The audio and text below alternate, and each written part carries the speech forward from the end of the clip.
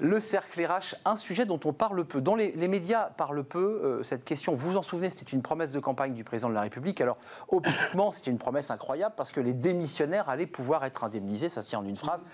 Un peu plus compliqué quand il s'y penche, parce que ça a bien été mis en place. Tout cela existe, mais c'est vrai que le nombre de ceux qui en ont bénéficié est relativement faible, parce que c'est un dispositif très encadré, avec un accompagnement, un dispositif, je dirais, très administratif. Et on va vous en parler, parce que c'est l'occasion peut-être de lever un coin de voile sur ce fameux dispositif qui existe bien. On en parle. Alors avec des spécialistes, des experts, ils sont vraiment les mains, ils sont en salle de machine, les mains dans le cambouis. On en parle avec Bénédicte Guéné. Commençons par vous, Bénédicte, directrice générale du réseau Tingari. Vous nous parlerez de cette structure Tingari et la mission qu'elle propose aux salariés. Merci en tout cas d'avoir répondu à notre invitation. Stéphane Masse, merci d'être là. Bonjour. Directeur Transition Pro Île-de-France. Naïvement, je pensais que c'était une émanation du Conseil régional d'Île-de-France. On me dit pas du tout. C'est un organisme paritaire, syndicats de salariés et syndicats patronaux, qui décide. Aujourd'hui, c'est un président du syndicat FO, et vous nous expliquerez comment tout cela fonctionne, parce qu'on a vraiment besoin de comprendre. Et puis, on a souhaité avoir un cabinet de recrutement de chasse de tête, c'est intéressant. Yamina Mouka, merci d'être là. Founder cherche Suzanne, chasseur de tête. Founder cherche Suzanne, on est bien d'accord, hein? Tout à fait. Ça, c'est disruptif comme titre, il n'y a pas de doute. Chasseuse ou chasseur de tête, vous allez chercher des cadres, des talents, les bonnes expertises pour les amener vers d'autres entreprises. On fera le point avec vous, parce que je me suis laissé dire que cette histoire de démissionnaires indemnisés, c'était peut-être un peu plus compliqué pour vous dans le business. On est d'accord. Commençons par vous, Monsieur Masse, Stéphane Masse. Commençons par le début. Directeur Pro IDF. C'est quoi? Vous êtes la structure qui pilotait ceux qui ont décidé d'être accompagnés? Racontez-nous. Oui, écoutez, moi je suis directeur de Transition Pro Île-de-France. C'est un réseau d'associations, c'est-à-dire que nous sommes présents dans chacune des régions, et vous l'avez dit, paritaire. Et nous sommes en charge de financer la reconversion. C'est l'élément le plus important dans le contexte que nous vivons actuellement. Et à ce titre, nous avons un certain nombre de dispositifs pour financer cette reconversion qui vient des fonds des entreprises liées en fin de compte à la formation professionnelle. Elles ont cotisé. Elles ont cotisé. Ça remonte à une structure qui s'appelle France Compétences, qui redistribue aux différentes structures d'accompagnement. D'où la nôtre, qui est en première ligne sur le plan de la reconversion, puisque nous sommes un acteur majeur de la reconversion. 500 millions, et nous accompagnons plus de 20 000 salariés avec un dispositif qui s'appelle le projet de transition professionnelle. Et notre rôle sur les démissionnaires, c'est de valider le caractère réel et sérieux de leur projet de démission, parce que vous avez dit, il y a des conditions. On va y venir. Un chiffre avant de donner la parole à Bénédicte Guéné. 12 000 bénéficiaires en 2021 sur 1,8 million de salariés. On voit évidemment que le dispositif, puisque votre dispositif est plus large, là on parle des démissionnaires, ça a bénéficié à 12 000 salariés. On verra évidemment le montant de l'indemnisation et c'est des choses très encadrées. Votre mission chez Tingari, vous en êtes la directrice générale. Vous, on vous mandate. Pourquoi faire exactement? Alors, nous, au sein d'un groupement qui s'appelle le groupement Évolution, nous sommes opérateur régional du Conseil en évolution professionnelle. Donc, effectivement... Vous n'êtes pas concurrent? Nous sommes en avance de phase. Voilà. Oh, regardez. Donc, voilà, nous sommes en avance de phase. Si Stéphane Masse, Transition Pro, est en première ligne, nous sommes en avance de la première ligne. Pourquoi? Parce que nous avons pour mission de faire connaître le service qui est un service gratuit, personnalisé, pour tous les actifs. Excusez-moi, pour être concret, tous les DRH ont sur leur ordinateur les informations qui concernent vos dispositifs. On est d'accord? Alors, insuffisamment. On est d'accord. Insuffisamment. J'ai bien lu. Le monde de l'entreprise les DRH connaissent mal votre dispositif. Voilà, le monde de l'entreprise ne s'est pas encore saisi suffisamment du service du Conseil en évolution professionnelle pour en faire la promotion à leurs salariés. Or, les DRH, aujourd'hui, dans le contexte économique actuel, dans les grands défis de rétention des talents, d'évolution des compétences, des besoins en nouvelles compétences, ils devraient pousser ce dispositif au sein de leur entreprise, pousser les salariés à aller vers des conseillers en évolution professionnelle pour penser leur désir en évolution professionnelle. Parce qu'effectivement, aujourd'hui, on est là pour parler du projet démissionnaire, mais le conseil en évolution professionnelle, c'est beaucoup plus large. C'est préparer mon entretien professionnel, par exemple. C'est évaluer les compétences qui me manquent pour progresser dans mon entreprise. C'est beaucoup de choses, beaucoup plus larges que les dispositifs de transition professionnelle. Yamina Mouka, vous, côté chasseur de tête ou chasseuse de tête, vous êtes en relation avec des entreprises qui cherchent des talents au quotidien. Qu'est-ce qu'elles vous disent de ce dispositif? Elles le connaissent, elles en parlent? Puisque nous, on en parle là, sous les projecteurs, mais c'est peu connu. Bien sûr. Alors, contrairement à l'avis de Madame, je pense que les salariés sont assez bien informés. Aujourd'hui, un salarié, on pourrait dire, est presque un citoyen. On pourrait presque en parler de cette façon-là. Cette histoire de grande démission, en fait, elle n'explique pas toute la difficulté du marché du recrutement. C'est-à-dire que aujourd'hui, effectivement, l'effet Covid a bousculé le monde du travail, a bousculé le monde de l'entreprise. Donc, ce qui fait qu'aujourd'hui, vous vous retrouvez avec une partie des candidats qui aujourd'hui ne veulent plus bouger parce que le télétravail a été mis en place et que finalement, ils y retrouvent un certain équilibre. Et donc plus envie de démissionner. Ce qui était pas le cas il y a 2 ans. D'autres, effectivement, sont plus dans une quête de sens. D'autres, finalement, ont été augmentés. Enfin, voilà, il y a effectivement un phénomène qui... D'autres veulent monter leur entreprise. Effectivement, donc là, ça entre dans le cadre de la grande démission. Et on se retrouve, effectivement, avec une vraie problématique sur le marché, c'est qu'il n'y a pas assez de salariés. Bah non, parce que globalement, vous galérez, parce que la personne dit, moi je développe mon business c'est très et compliqué. je repars pas chez Stéphane Masse. Juste un mot, qu'on y voit clair, c'est très encadré, c'est 5 ans de travail minimum pour justifier de ce statut, donc il faut avoir fait 60 mois, il faut avoir un projet, de création d'entreprise que de création d'entreprise? Non, parce que j'ai vu quand même dans les stats, on a quelques chiffres qu'on va découvrir, c'est quand même principalement des gens qui créent leur entreprise. Allez, c'est des bêtises ou pas? Non, mais quelques éléments chiffrés. Beaucoup. Première chose, c'est grande mobilité.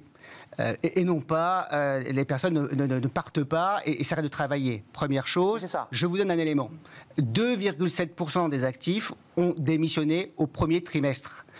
Avant la crise de 2008, 2,9%. Donc déjà, il va falloir un tout petit peu remettre les choses en perspective.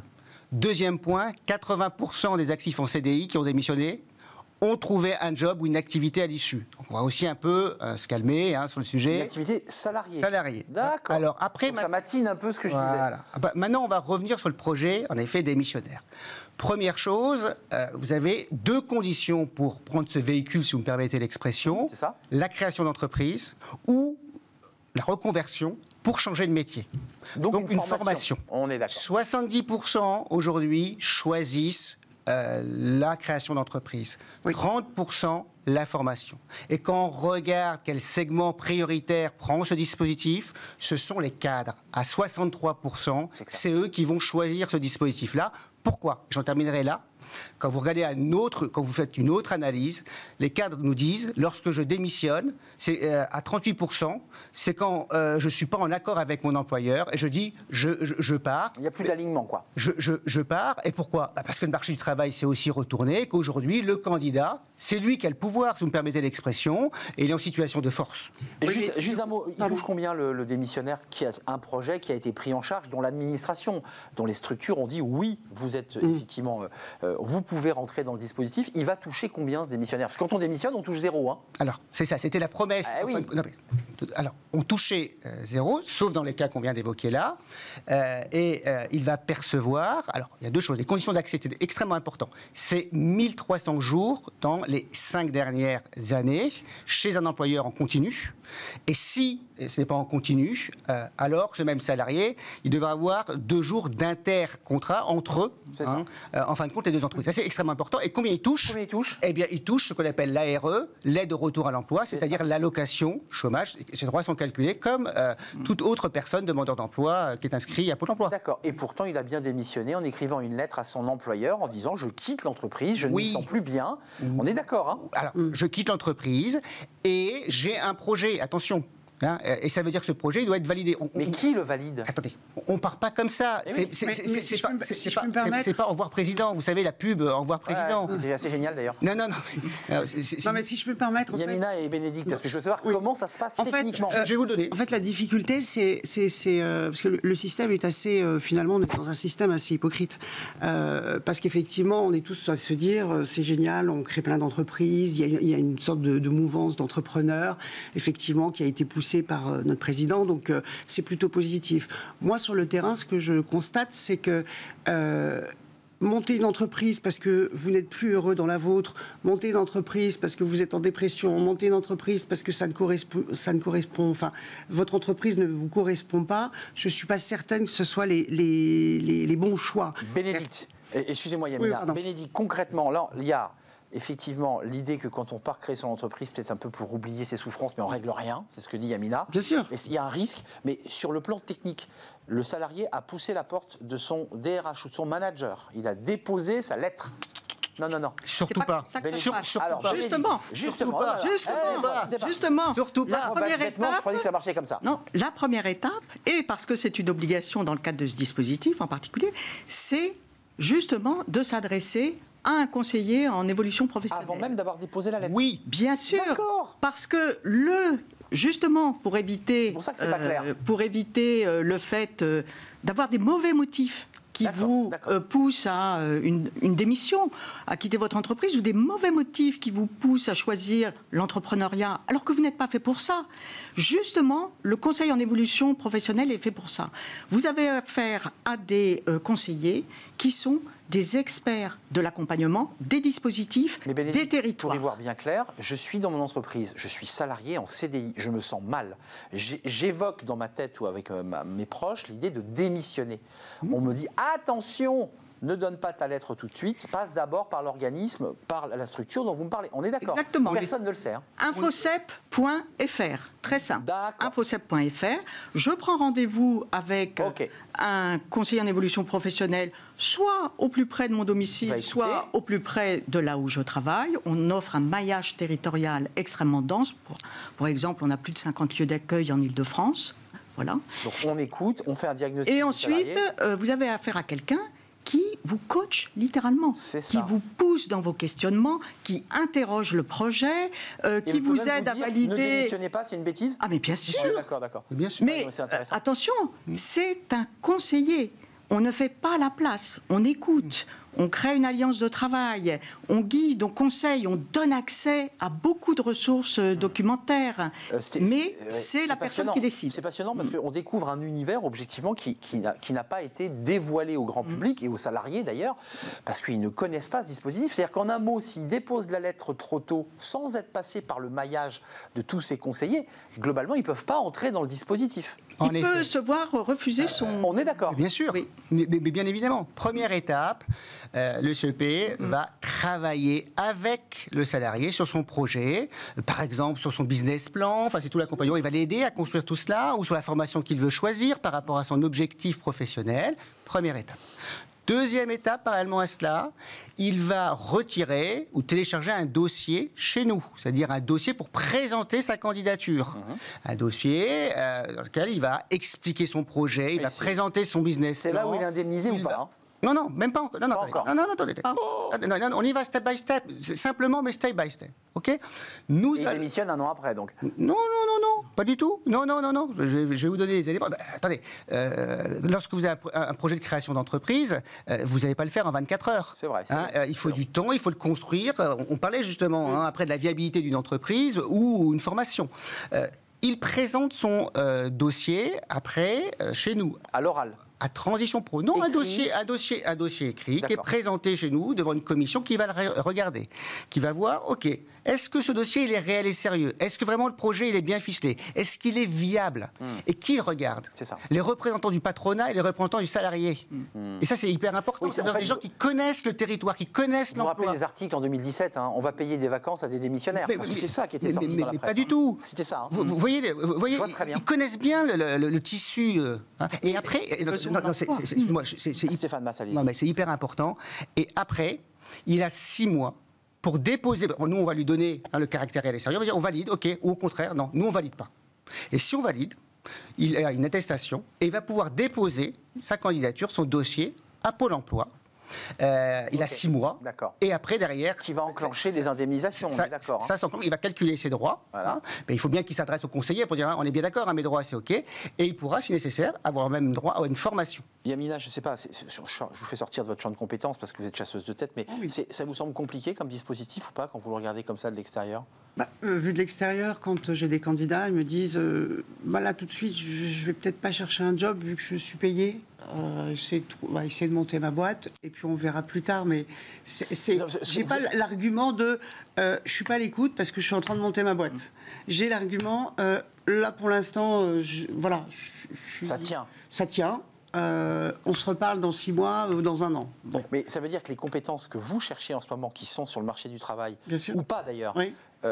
Elles sont un peu aussi aspirées par ces dispositifs. Bien sûr, mais elles sont aujourd'hui, on est dans un contexte de pénurie totale. Enfin, je veux dire, à l'époque, quand vous lanciez une chasse, vous approchiez 40 candidats. Aujourd'hui, il faut approcher 150 candidats. Oui, pour en dégager une shortlist, etc. Donc, vous voyez, parce que tout entre en jeu. Et puis, c'est surtout que le CDI, c'est plus le Graal. Enfin, je veux dire. On est d'accord. Juste avant de nous quitter, on va déborder un tout petit peu parce que ce débat est passionnant. Bénédicte Guéné et Stéphane Mas, le profil de ceux qui ont réussi à passer cette première étape, donc le dossier a été validé, ils ont créé un projet d'entreprise. Qu'est-ce qu'ils créent? Ils disruptent ou ils restent dans le même secteur? C'est quoi la sociologie de ceux qui vont quitter le salariat et qu'est-ce qu'ils vont créer? Alors, les exemples qu'on a, nous, de retour des personnes qu'on a accompagnées justement pour faire un dossier très sérieux, pour permettre qu'il soit validé. Justement, on les accompagne. Tinguary met le tampon. Ah oui, non, le groupement Évolution. Donc, on met vraiment, première étape, construire ensemble le dossier pour qu'il soit bien accepté par la commission.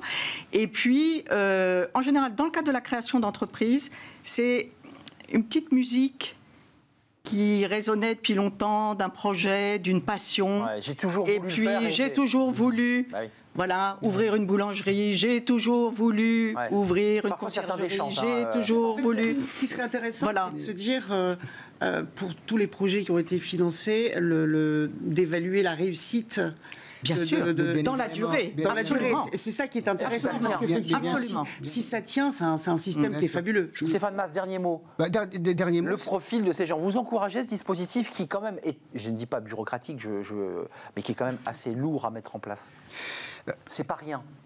Écoutez, bien évidemment, mais une reconversion pour créer une entreprise, c'est pas rien dans la vie. Vous savez, c'est un changement de vie, c'est important. Ça peut remettre en question beaucoup de choses dans sa vie. Et il y a des étapes à passer dans tout projet.